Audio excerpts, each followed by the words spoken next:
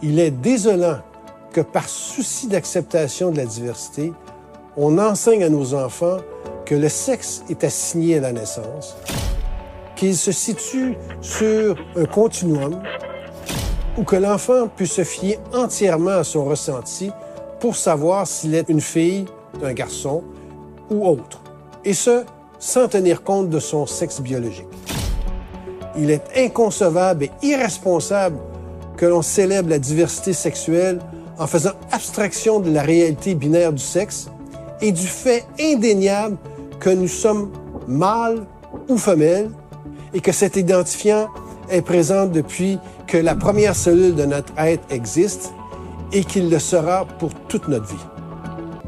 L'appartenance sexuelle est déterminée à la suite de la fécondation et elle est présente dans toutes les cellules du corps et va dicter le développement du système reproducteur et les comportements propres à chaque catégorie sexuelle, c'est-à-dire mâle, femelle.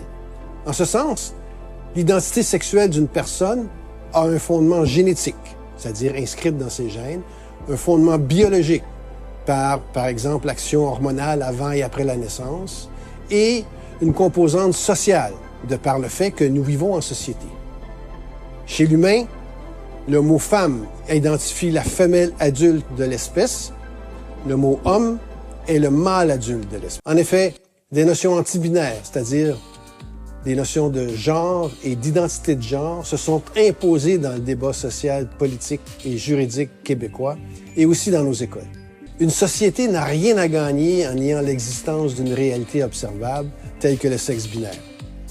Ce déni de réalité est futile et toxique pour le vivre ensemble.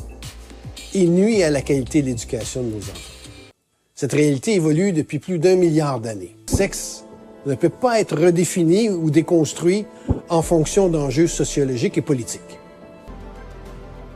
Ainsi, les catégories sexuelles ne sont pas remises en question par l'existence d'individus ayant des anomalies du développement sexuel, ne sont pas remises en question par la complexité des étapes du développement sexuel et sa variabilité entre les individus, et ne sont pas des catégories arbitraires ou des constructions sociales.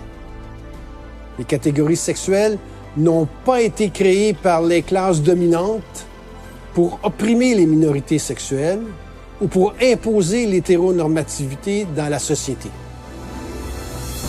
Je ne peux pas accepter que nos écoles facilitent cet endoctrinement à une idéologie. Pourquoi l'école ne se contente-t-elle pas de célébrer la réalité et l'appartenance sexuelle, de célébrer la variabilité à l'intérieur de chaque sexe, de célébrer les différences entre les sexes et surtout le libre choix de chacun de s'exprimer comme il l'entend, et ce, en tout respect.